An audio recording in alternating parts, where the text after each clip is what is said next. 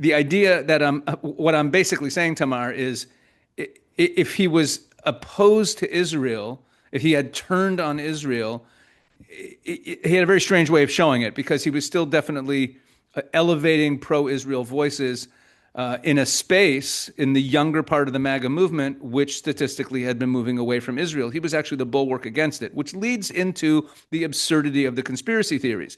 Let me back up, Tamar. Is Israel a bunch of evil geniuses, or are they bumbling idiots? It's one or the other. Because if the state of Israel wanted to get rid of Charlie Kirk because they thought that that would somehow help them because he might have been turning on Israel, even though but that was only private, and publicly he was still having pro-Israel voices on his show. Like, why would they get rid of him? And if they decided that that was in their best interest, did it work? I mean, think of all of the anti-Israel propaganda that has been promulgated based on conspiracy theories about Israel killing Charlie Kirk. So if they did it, it completely backfired. I mean, the whole thing just makes no sense at all.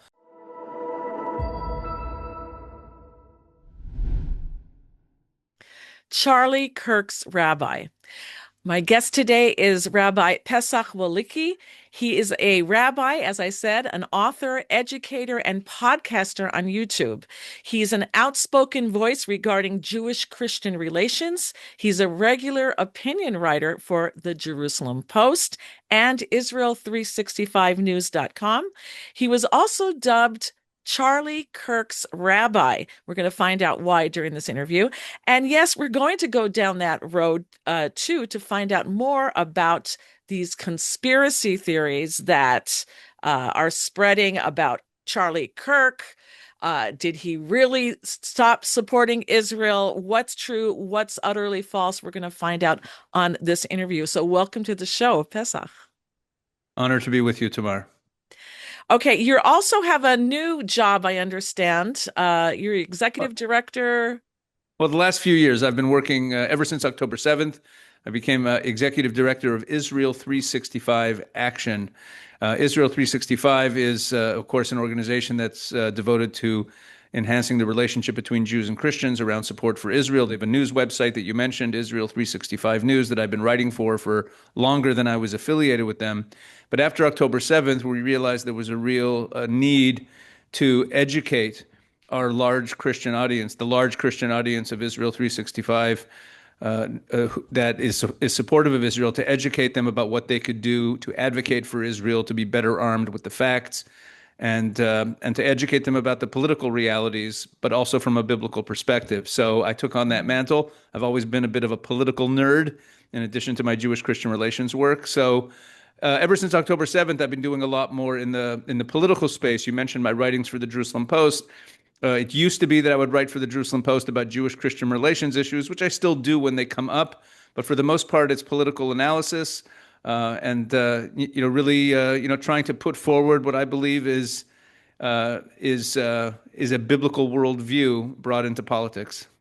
Well, I'm going to ask you a little bit about the Christian-Jewish relations as well, because we see the world shifting in their opinions on Israel. So we'll get to that in a minute. But first, I want to talk about all of these conspiracy theories that are being put out by podcasters.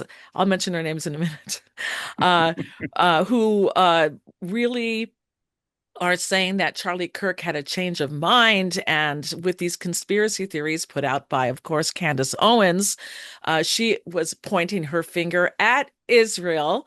And she has these crazy concocted stories that Charlie was moving away from supporting Israel and was thus assassinated by Israeli agents. It's laughable because if Israel were really worried about Israel detractors, they would have hit Candace Owens and or Tucker Carlson, as they say today. They are much more detractors. In fact, Candace Owens says that the Jews go to the synagogue of Satan. Really horrible things. But I want to ask you with your podcast that you do on YouTube and how you explain very calmly, I want to say as well. You talk about Charlie's love of Israel, his relationship with you, and that he would actually contact you to get facts on the ground from here in Israel and other information that he needed for when he might fall into a debate or be attacked on college campuses about his support for Israel. So, what can you tell us about that? Well, first, I know that there are a number of people who've called me Charlie Kirk's rabbi, and that it comes up every now and then because I'm a rabbi and we were friends and we had a relationship. But let's be very clear. Charlie was an evangelical Christian. I don't think it's fair to say that he had a rabbi. I think I might be his only rabbi friend, who was in touch with him on a daily basis. So I guess that's where the phrase comes from. But it was a very professional relationship. We weren't close personal friends. I'm just going to be very, very transparent. I never met his wife. Where the relationship came from is that, as I mentioned, I was, ever since October 7th, I got very involved in being a political commentator because for many years I've been involved in the Jewish Christian relations space and had relationships with Christian media and Christian leadership in America. After October 7th, it was a pretty seamless transition to start speaking in politically conservative media, which has a lot of overlap with the evangelical Christian world, in the MAGA movement. And I subsequently became a regular guest. For example, I became like really the only guest from Israel who was a regular contributor to Steve Bannon's War Room. And also I got to know a lot of the leadership of the MAGA movement pretty well, and that's how I knew Charlie. And Charlie was someone who was always learning. He was always, he spoke about lots of different issues. He had his show had the largest audience of any conservative daily show in America. That's not surprising to anyone. And he wanted to be educated on the issue, so he had subject matter experts that he would consult with on every issue that he talked about. And when it came to Israel, he wanted to have someone in Israel who understood where he's coming from politically, who he could trust, who knew people that he could trust. And the truth is that we knew each other somewhat, and then at some point he reached out to me and on WhatsApp and invited me into a very small WhatsApp group to talk about Israel. I was the only person from Israel in that group, and that led to appearances on his show and a relationship where we would speak regularly. It was, in terms of his views of Israel. You mentioned the conspiracy theories. Was he moving away from Israel? Look, Charlie had his criticisms about Israel. Some of them were founded, some of them were not. Like everyone else, he was susceptible to what he saw in the media. That's where I came in. And did he accept every point that I made? No. Sometimes it would take time. But the suggestion that Charlie Kirk was moving away from being supportive of Israel is absurd, just on the face of it, by the facts. Even if in private he was having, again, he had his questions. The final guest he ever had on his show the day before he was killed was Ben Shapiro, and they talked about Israel. He gave him a platform. He had me on a number of times in the month or two before he was killed, defending Israel. In fact, he devoted an entire segment on his show, which he then tweeted out the segment, which he didn't do for most of the segments on his show, to elevate it more. He did a whole segment exposing how the claim that Israel was starving the population in Gaza was a hoax. And he had me on to lay out why it was a hoax and how it was false. And he got a lot of heat from the anti-Israel crowd for that. That was only a few weeks before he was killed. So if he was, or another example, when the Druze community was being massacred and the Israelis were defending them and the world was attacking Israel for going into Syria, he had on a representative of the Druze community in Israel to speak out about how Israel was protecting the Druze community, a very unpopular position in American media at the time. He took that position. Now, I'm going to take some credit. I spoke to him about it and said, you should have this person on, and he heard the case. But the idea that what I'm basically saying, Tamar, is if he was opposed to Israel, if he had turned on Israel, he had a very strange way of showing it because he was still definitely elevating pro-Israel voices. in a space in the younger part of the MAGA movement, which statistically had been moving away from Israel. He was actually the bulwark against it, which leads into the absurdity of the conspiracy theories. Because if you think about it from Israel's perspective, if Israel knows that it has a problem on the American right with the younger generation, and that problem it has to do with the effect of TikTok, it has to do with the isolationist tendencies of the younger part of the MAGA movement. They're much more sensitive to things like foreign aid and foreign entanglements in general. They really feel that they've been given a raw deal economically, and so they're being whatever anti-Israel sentiments they have there have nothing to do with the anti-Israel sentiments on the left. They're much less permanent. They have to do with domestic American politics and how they bleed into support for Israel. But Charlie, if you here, let me back up, Tamar. Is Israel a bunch of evil geniuses, or are they bumbling idiots? It's one or the other. Because if the state of Israel wanted to get rid of Charlie Kirk because they thought that would somehow help them, because he might have been turning on Israel, but that was only private, and publicly he was still having pro-Israel voices on his show. Like, why would they get rid of him?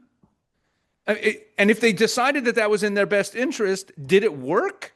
I mean, think of all of the anti-Israel propaganda that has been promulgated based on conspiracy theories about Israel killing Charlie Kirk. So if they did it, it completely backfired. I mean, the whole thing just makes no sense at all. What possibly would Israel gain from that? Especially I'm going to say it again. I had a daily relationship with him. The Prime Minister's office knew that. The Foreign Ministry knew that. All the leadership in Israel was aware that I had a daily relationship with Charlie Kirk, and that if communication had to happen, they knew that it would be a little bit tricky to have direct communication from the government, so they would communicate through me. That's fine. Why would they destroy that? It makes no sense. And I'll add a detail of the conspiracy theory about Israel. I mean, thank God right now the Tyler Robinson case is happening.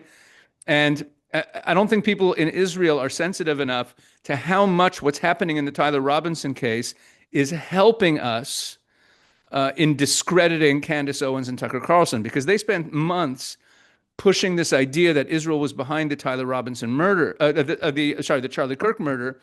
And it's such a slam dunk case, including Tyler Robinson's admissions, everything that's going on in the case is so impossible to square away with these conspiracy theories that, look, you're still going to see supporters of these people. You're still going to see comments on X that support them. And as pro-Israel people, the pro-Israel community tends to be very alarmist and paranoid.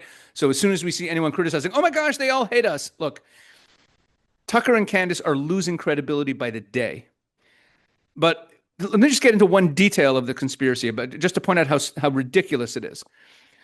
I'm part of this conspiracy, okay, because I was one of the last people to talk to Charlie. I spoke to him the night before he was killed because we had a Zoom meeting. I want the listeners to listen in right now. This is very important what you're about to say. Go ahead. So here's what happened. So Charlie was murdered at Utah Valley University. That was the first day. It was supposed to be the first stop on a campus tour that he was going on. He was going to visit a whole bunch of campuses and do his famous Q&As that we've all seen clips of online.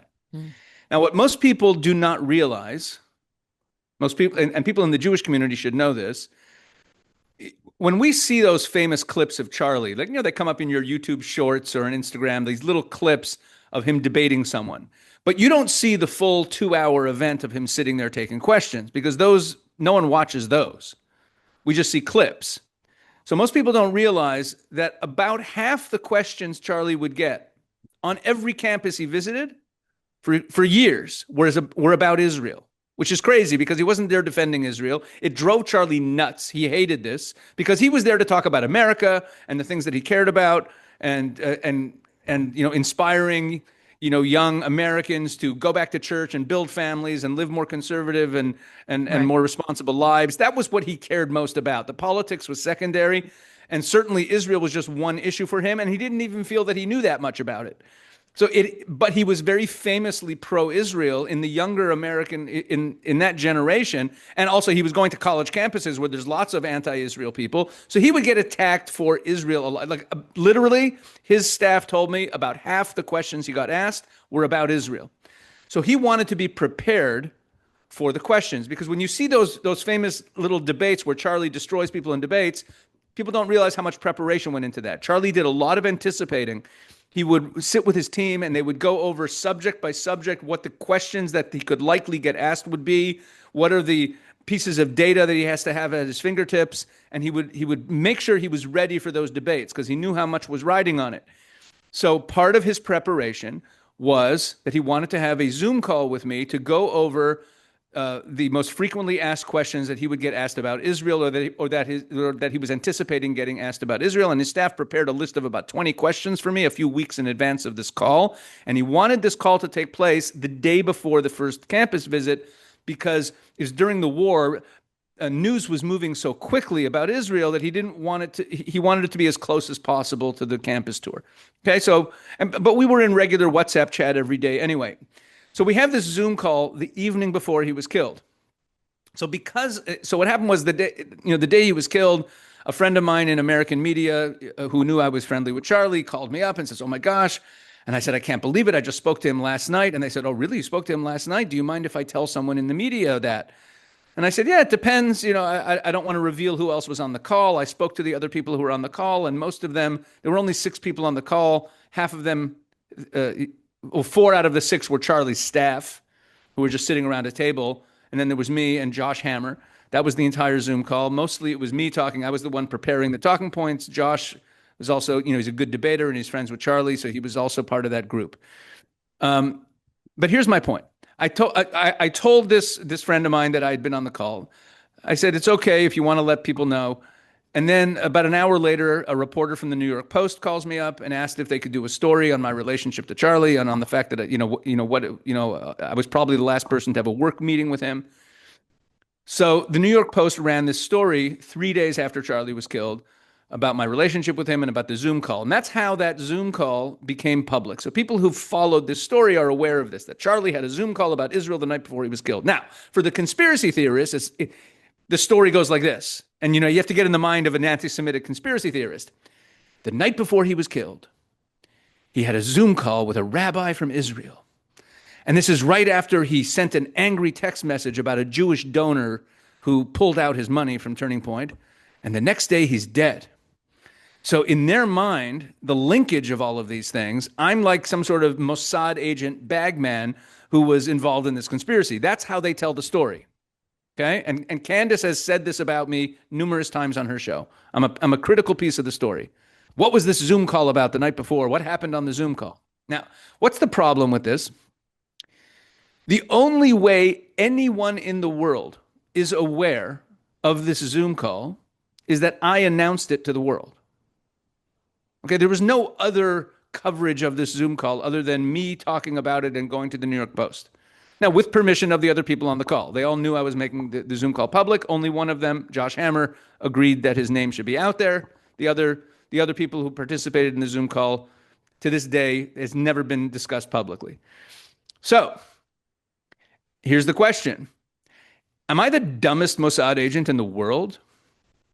If Israel had anything to do with Charlie's death, why would I publicize the fact that I had a Zoom call with him about Israel the night before?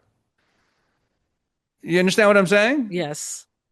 So again, this goes back to the question. Are Israelis a bunch of bumbling idiots who get rid of our biggest asset in politically conservative younger generation media because privately, even though, again, what we're saying, the argument goes that even though he was publicly still very supportive of Israel on his show till the last day, that because privately he was turning on Israel, Israel wanted to kill him. Okay, so I just want to jump in here. At all? I want to jump in here and reinforce this with our audience that If Charlie Kirk is initiating this call to you here in Israel the night before he's anticipating having to answer all of these false allegations against Israel, so he wants information from you, this is not the sign of someone who is turning against Israel and the Mossad has to kill. And again, I want to reiterate, if It's God ridiculous. forbid this ever would happen, that the Mossad wants to kill anyone who detracts against Israel, ridiculous. They would go more for Candace or for Right. Tucker, right? I mean, Obviously, did it but that's help? ridiculous too. How does it help Israel to remove Charlie Kirk from the picture? Right, Is my point. It just right. like why is this even an allegation? It's kind of like the allegation that Israel persecutes Christians, right? Think It's about the kind of Middle like the East. allegations that No, Jews drink the blood of Christian children. no, It's the same thing. but what I'm saying here is that when if you play out the conspiracy theory and ask the next question, which is, does it work or what do you gain? Is it smart strategically? If you ask that next question, like, is it smart strategically for Israel to get rid of Charlie Kirk? If it's true, let's say it's true that he was turning on Israel, God but forbid. I look at his show and he's still being pro Israel on his show, but privately, we know that privately he's expressing reservations. Why is that a reason to get rid of him? It doesn't, meaning the logic. Once you ask the question, like, what do you gain? So, for example, Israel persecutes Christians. Okay, let me ask a question. Look at the Middle East. If every Muslim in Judea and Samaria decided to convert to Christianity tomorrow, would that be good for Israel or bad for Israel? It'd be wonderful. If every Muslim in all the neighboring countries around us decided to convert to Christianity tomorrow, we'd have peace. Meaning, why, strategically speaking, Israel's supposed to be smart, right? Strategically speaking, with the problems that we currently have with our neighbors, does it make any sense for Israel to be an enemy of Christians? Just strategically, forget about ideology. Are we idiots? Meaning, these conspiracy theories, once you ask the question, what is actually gained, and you play it out, that's where that's where the theories really fall apart. I just want to go back again with where they said that we killed Christian children in order to take their blood to make matzah. The same thing you'd say, think rationally. Are Jews allowed to eat blood? No. So why would we okay, so it's case Well, they closed. don't know I that. think anyone who has any brains is going to understand that these are all just anti-Semitic attacks against Israel, Zionism, the Jews, okay, and God. Let's put it that way as well. All right. So, having all of this now, I want to say that there's been an explosion of anti Semitism around the world. And we're living in a generation that doesn't know how to do critical thinking. It's a generation where facts don't matter, only feelings do. And with all of that, when we're trying to show the facts and we're trying to lay out everything logically so people should come to the right conclusion, and they still won't because they don't know how to think. But in any case, how do you see the fight against anti-Semitism playing out today with everything that's happening?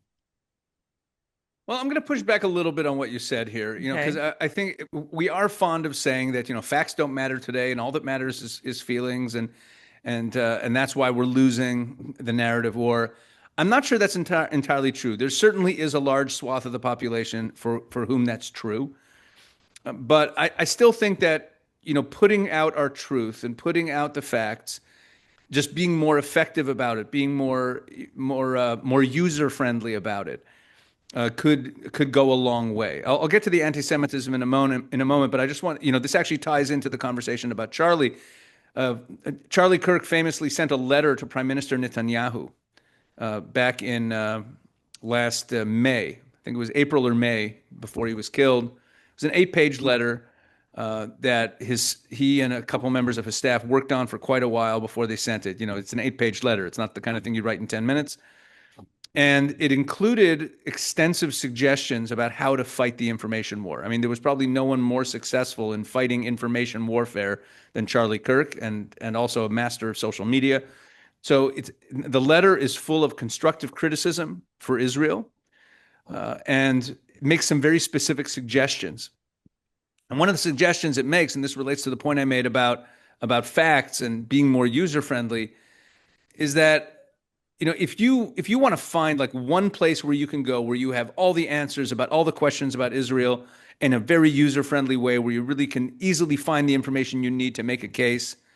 As someone who's been in the Israel advocacy business for a long time, it's hard to find a good website. And when you do find, and some of the websites look like they're from the 90s, and we're not that well organized. And one of Charlie's suggestions was to have a rapid response system so that when a story breaks, Israel bombed a church or whatever, one of these libelous stories about Israel, settler violence, when any of these stories breaks, if we have a rapid response, we have immediately out goes some dispatch to key media figures that has what the lie is, what the background information is with verifiable links to the truth, and get it out there rapidly. We could have an impact if we're targeting directly to people who host major podcasts, people who are on media, and they're getting the information. We could stem the tide of the falsehoods. And Charlie made this recommendation in the letter to Prime Minister Netanyahu. It's one of the centerpieces. And he even gave it a name. He called it the Israel Truth Network. He suggested having a back-end website where everything is archived, but also having these dispatches and memes that go out on social media immediately to combat lies. And Prime Minister Netanyahu, to his, I don't know if we say, to his credit, I'll be nice and say that he was very busy fighting a war and couldn't really respond so much to Charlie's letter. But Charlie actually got frustrated that he didn't get much of a response other than a perfunctory thank you from the Prime Minister for the letter, and nothing really happened. And then after a few months, Charlie and I were talking, and we were like, hey, at Israel 365, maybe we should work on creating this rapid response system. And we raised some funds, and we hired some people, and we started putting together the Israel Truth Network, this rapid response mechanism for fighting lies from Israel and putting things out. And it exists now.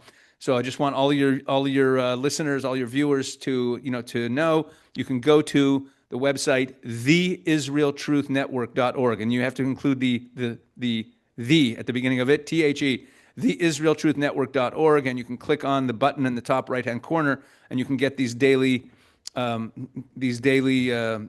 response alerts, or sometimes it's more than daily if there's multiple lies a day going out. And that's something that we do. So in terms of fighting, I do believe that facts still matter. But at the same time, listen, here's the shame of it. When you talk about emotions mattering more than facts, I want to be more precise. It's storytelling. Narrative matters. People live in certain stories. And the enemy story is the Palestinians are the indigenous people. We are colonizers who came in. We are repressing them. Free Palestine. It's a very simple story. They're the David, we're the Goliath, right? Yeah, it's a very simple story. It's very, very simple, and that's the strength of their story. And one of the truths about our conflict with our enemies is that the more you know, and the wider your lens historically, meaning the further back in time you start the story, the stronger our case gets. Meaning our case gets strong. If you're only looking at the last year, we're here. If you look at the last 20 years, 50 years, 100 years, 2,000 years, the wider you make the lens on the story about Israel, the more pro-Israel you will be. So I think our challenge is to widen the lens. When we talk about the Middle East, when we talk about Israel, when we talk about our story, when we talk about our personal experiences, to make it a very wide lens.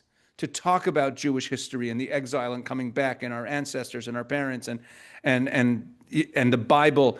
These are things that widen the lens, and they make it very clear who's right in the conflict. If we're talking only about the politics of the day and this or that incident that took place, that's where their narrative can beat us. So that's my take on it. Now, I should also add that the problem of anti-Semitism on the left is a completely different animal.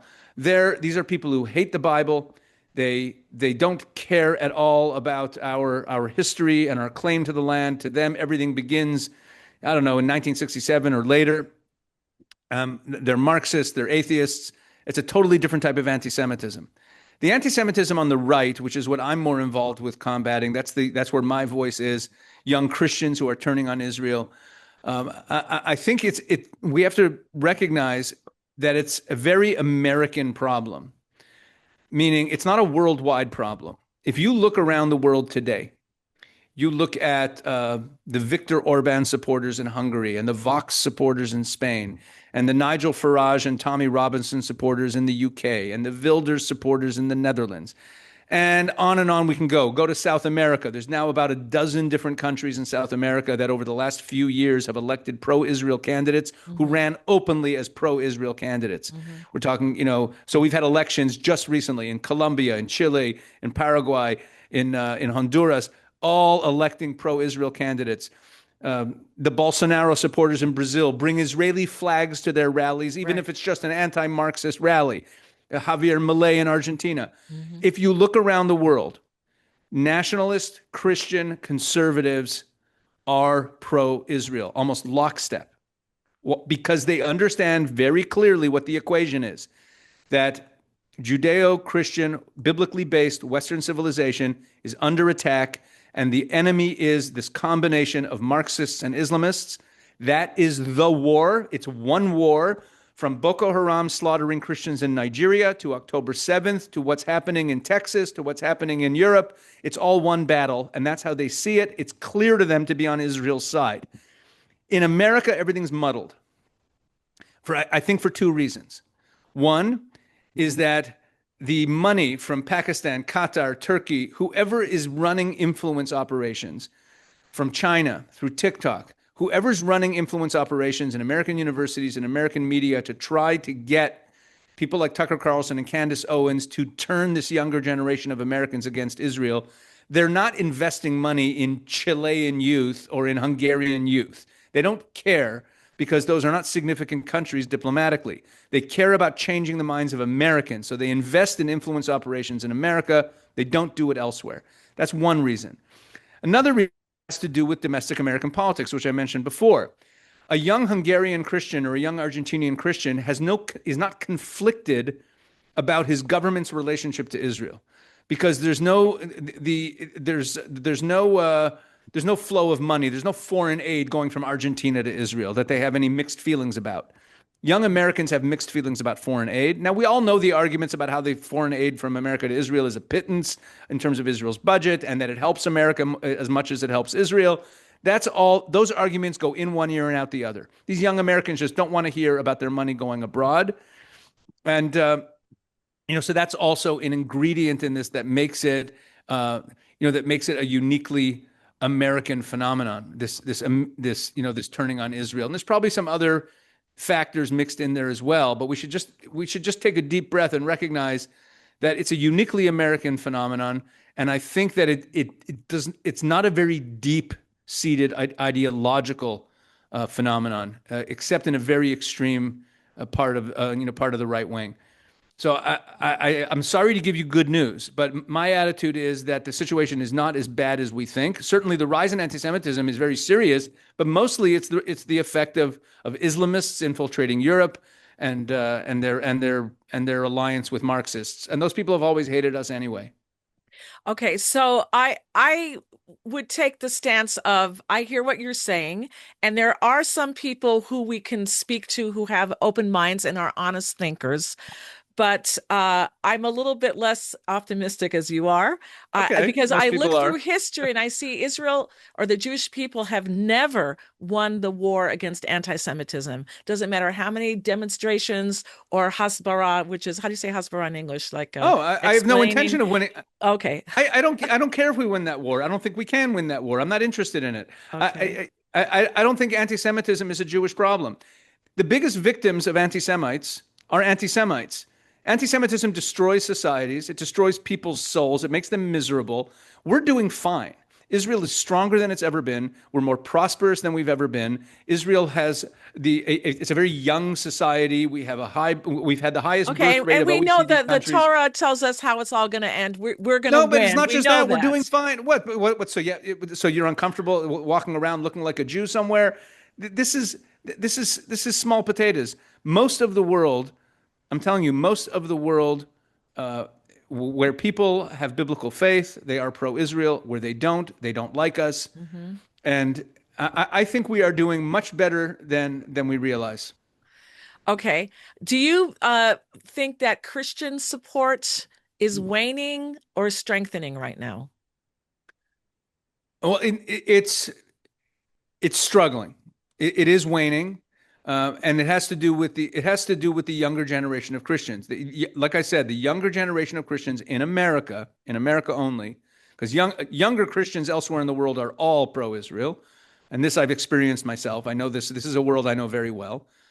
But younger Christians in America are, I would say, the largest group right now is ambivalent about Israel. They're not becoming Israel haters. There are some who are, but they certainly want nothing to do with gung-ho Christian Zionism, which is a movement of their parents and grandparents' generation that they don't see as relevant to their lives. Now, a lot of that has nothing to do with us. It has nothing to do with anti-Semitism.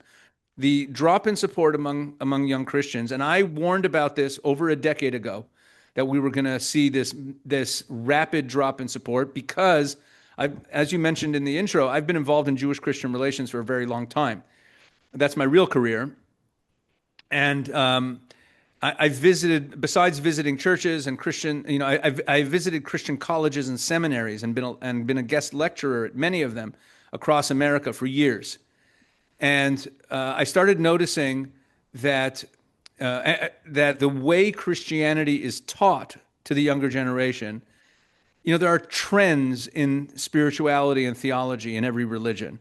Just like, for example, in Judaism over the last 25 years, we've had this trend of this kind of neo-Hasidism, right? That you and I didn't grow up with. There are always theological trends, and the theological trends right now in evangelical Christianity are a Christianity that is much more all about grace. It's much more about the personal relationship with Jesus. It doesn't really have a kind of worldwide focus and looking at at God's plan for the world. So it also de-emphasizes eschatology. There's some trends that have nothing to do with us, with how Christianity is being taught in the schools and the young popular preachers in America today, that just make Israel irrelevant. And this might be too complicated a conversation to get into, which is the ins and outs of the current Christian theological trends. But younger Christians just don't see a relevance to Israel. So when they see their parents and grandparents waving Israeli flags and saying, rah, rah, rah, Israel, Christian Zionism, it's just kind of like it doesn't sit well with them. I And think it it's a doesn't feel comfortable. generational thing. And I Yeah, think it's it because is. they're immersed and steeped in American society and the values of the progressive and No, the, that's not it. I'm telling you, that's not it. I'll tell you why. okay, These same young Christians are not with the progressives on abortion. They're not with the progressives on marriage. They're not with the progressives on pretty much anything. but Why they're would they more on be with the me and the now and the now. Okay, that could be why this theological trend has taken hold. But Mhm. within Christianity, there is a stronger emphasis on the personal relationship to God, whereas in Judaism, we're very collective in our relationship to God. Like if you think about our prayers, our davening, you think about our liturgy. Almost all of it is in the first person plural. Almost every word Okay. of the Amida is in the plural. Heal us, save us, bless us. It's And not that's how me. we hang on to our values. For Whereas in sure, America, for those sure. But values are, Christians, it's not just America. Christians are much less collective in their faith, but I don't think that the reason that young Christians are turning on Israel is because they're more impacted by the progressive values of media. I know a lot of people say this who are not that involved with Christians, but young Christians are not affected by progressive values on other issues. Why would they be affected by it on Israel? I think it has more to do with just the trends in Christianity today are not favorable to Christian Zionism. So that's, and again, and you mix that in together with the fact that younger Christians tend to be more isolationist in their politics because of everything that's happened in America. The younger generation feels like they've been given a raw deal. So they just tend to be, again, it's a very But you don't think isolationist that the social media generation. and the trends of, It does. kids It on has their an phone impact. just scrolling, and then that's what they're fed. That's what they're It fed. has an And impact. so, It has an impact. It has an impact. Like I said, there's these influence operations that have been run on them, and that's where Tucker Carlson and Candace have their audiences, and they have their audiences, but their audiences are not growing. Their audiences are shrinking right now. Candace is shrinking significantly, especially in the last couple months. But these audiences, there's no one left who wasn't on board with Tucker, who suddenly, because of the next anti-Semite he interviews, is now joining him. Okay, his audience is not growing. With every extreme step he takes, he's actually losing credibility. So let's not wring our hands and worry every time we see he's getting millions of hits on a video. A lot of those hits are coming from overseas, from bot farms, or from he's very popular in Muslim countries. Let's right. again, I'm on the ground. Okay, I'll give you an example. We talked about Charlie. So Charlie's organization was Turning Point USA. Turning Point USA's annual large convention called America Fest takes place every December, is the largest gathering of politically conservative activists in America every year, and it's not even close. It's a convention the size of which you can't even imagine in the state of Israel. This past year, there were about 40,000 participants. 40,000 participants at this convention. It takes over the entire downtown of Phoenix. And I go every year. I've gone for the last few years. That's where I first met Charlie about 3 years ago. And when I went this year, because of everything that had been going on, Charlie had just been killed, and Tucker Carlson and Candace were really spinning up all these conspiracies. It was really the worst. It was when things were at their worst for Israel sentiment on the right. And I was very hesitant about where Turning Point was going, and I wasn't sure what to expect this year. But I thought I'd be walking into a pretty hostile environment. And I went, and the event takes place over a few days. And I found that almost everyone I saw was pro-Israel. There were some anti-Israel people there. They were the minority. And then they conduct polling at America Fest every year throughout the convention. They're constantly polling people, and then at the end of the convention, they release the polling results on a whole range of issues, because you have this massive population of Republican activists. It's a good place to poll them. Straw polls, all kinds of things. So they did. One of the poll questions was about how do you categorize the U.S. relationship to Israel? Is Israel not an ally? Is Israel an ally? Is Israel America's strongest ally? There were a number of answers, multiple choice. And the overwhelming majority said that Israel is an ally. A significant minority, meaning a significant chunk of that, said that Israel is America's strongest ally. And only 13% said that they don't see Israel as a U.S. ally, meaning What that was they're the anti-Israel. average age of the audience Oh, that it's was skewed very young, because Turning Point is mainly a student organization. So it was overwhelmingly a young population. There were some older people there. I mean, and not just a few. There is a portion of the population that was older, but only 13% of the participants said that Israel's not an ally. That's my point. More than how many said Israel is an ally. Because this is what I said, the biggest shift is not becoming anti-Israel. It's becoming ambivalent about Israel. Which we could see as a threat, but it's also an opportunity, because it means that these people they have other priorities, and it makes them uncomfortable if they go to church and everyone's waving Israeli flags, because it's like, I want to focus on Jesus. That's where they're at. Mm-hmm. And I say again, I know this community pretty well. I'm better than almost anyone in our community. So I know that we have problems, and everyone's concerned about this. Yes, the Christian Zionist movement and organizations are unfortunately very old, not a lot of young people in them. And how that turns around is unclear. I think that one of the big mistakes that's been made is that over the years, in cultivating the relationship with the Christian world, bringing pastors to Israel and leading trips to Israel and building out, the Christian Zionist movement's really been built out from the late 70s, early 80s till today. It's not that old a movement as a movement. But one of the mistakes that was made over that time is that the world of evangelical Christian academia, their seminaries, which are basically like, it's like our yeshivas and smicha programs, where they're producing pastors. that there was never much engagement with them. The Jews who would get involved on this side of the relationship would just never pay any attention to academia. The Christian Zionist organizations didn't really infiltrate the academic institutions. So the way Christianity was being taught was not in line with the Christian Zionist theology and the Christian Zionist worldview. And that came home to roost as we now have a whole generation of Christian pastors leading churches who just have no interest in Israel. So there are challenges, but it's not exactly what people think. Okay, I have about three more questions to ask you, and I want to ask you if we can keep it brief so we can get them all Sure. in. I'll be Um, quick. Really quick, what did you think of the recent podcast of Ben Shapiro when he was spoofing Candace Owens' conspiracy theories and her methods of how she comes to her conclusions? I have to admit, I didn't watch it. I'm kind of busy with a lot of things. I did not watch what Ben said, but Watch I it. shared with I'll watch it. I shared my view of Candace's conspiracy theories. I just, you know, listen, she's losing credibility by the day. We're in a good place with her.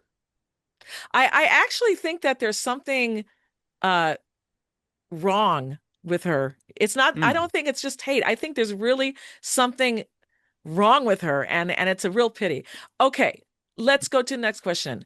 What advice would you give people who are confused about the times that we're in and the reality that people really today need to choose sides on, and they have to choose which side they're on. Are they on the left progressive, bereft of God, modern Tower Babel of people that I usually um I usually term people today like this as they're the modern Tower of Babel people, or do they choose a side of Israel and righteousness?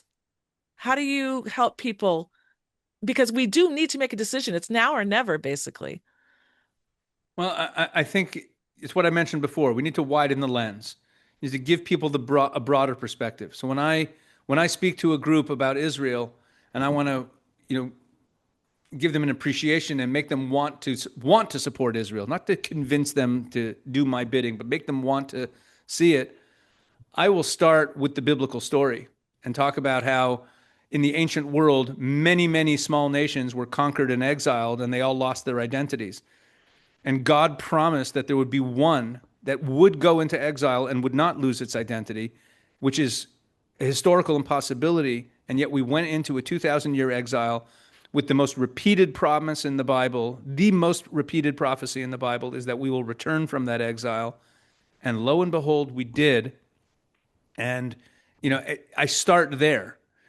Because when you widen the lens and you can give people an appreciation of the remarkable story of the Jewish people, that's something that people should want to be a part of and want to support, because it's the greatest story on earth. But if they don't believe in the Bible, Oh, even if you don't believe in the Bible, even if you don't believe in it, you have every ancient people that was conquered and sent into exile ceased to exist, and there's only one that survived, and it's the one that said they'd survive. It's the one that, you don't have to believe in the words of the Bible, but isn't it a nice coincidence that the only nation that was exiled and survived that long exile is the one that the Bible predicted would? I don't, I mean, if people don't believe in the Bible, and you think that that's going to have value, that they're going to say, "Wow, I don't know. okay." I don't know if it's going to have value, but I think it's a story we have to tell. I think we have to widen the lens, tell the full story of who we are and where we come from, and how remarkable it is. And we also have to be happy and stop being defensive. Israel is strong.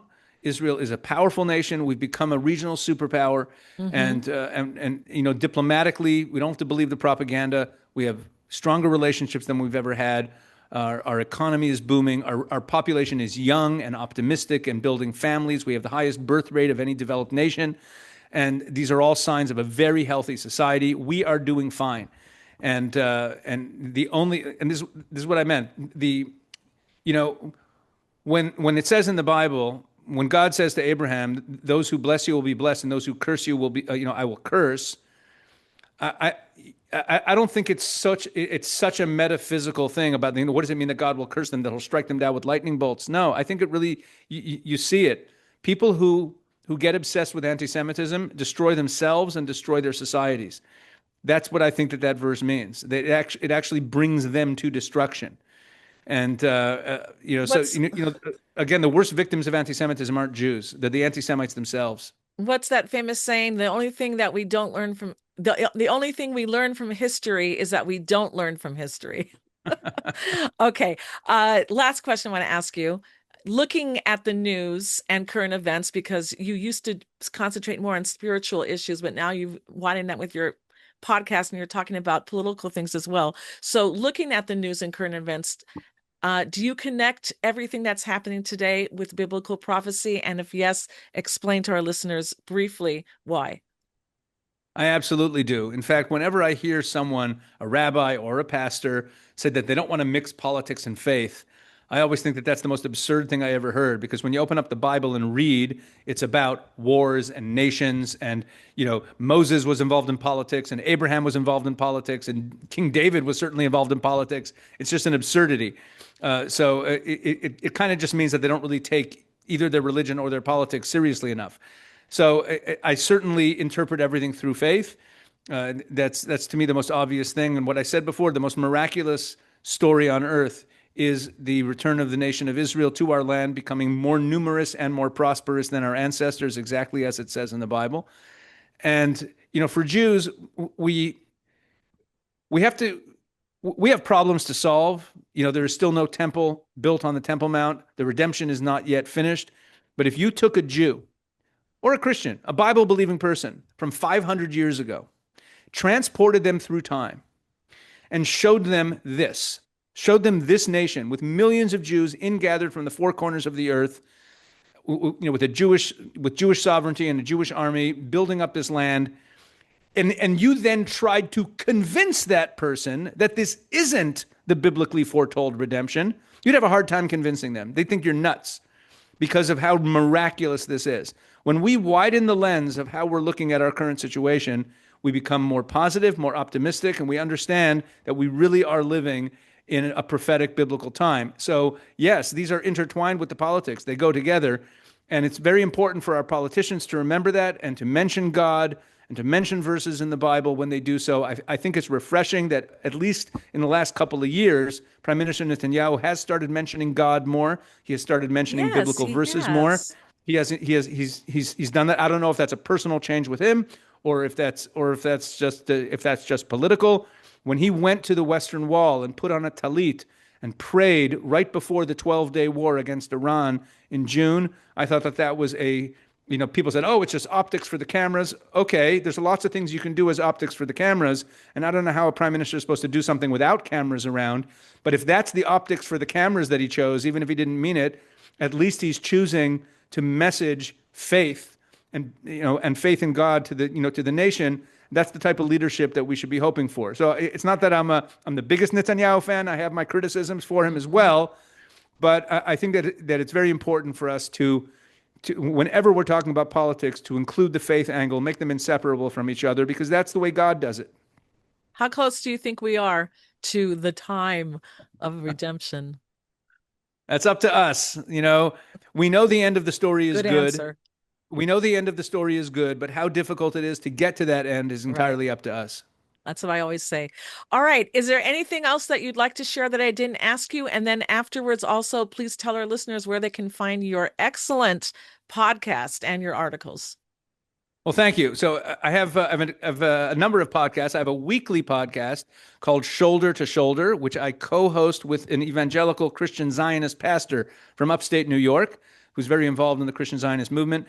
And we've been running that podcast for about 5 years. We talk about a whole range of issues, but it's a pastor and a rabbi, and usually whatever guests we have, we talk about politics, we talk about faith, we talk about cultural issues. That's Shoulder to Shoulder. You can find it on all podcast platforms, and it's also on my personal YouTube channel. There's a playlist for it. There's my personal YouTube channel. You just look up my name, Pesach Wolicki. I'm the only person in the world named Pesach Wolicki, so I'm easy to find. And there's also an author page with my articles on the Jerusalem Post website at jpost.com. And most importantly, Israel 365 Action. Go to Israel365action.com, Israel365action.com, and sign up for the weekly newsletter. And then you'll get links to all the videos that I'm putting out and all the articles and all of the events that we're doing. We have webinars with top experts in politics and military. And we also give out action items to let you know ways that you could help advocate for Israel.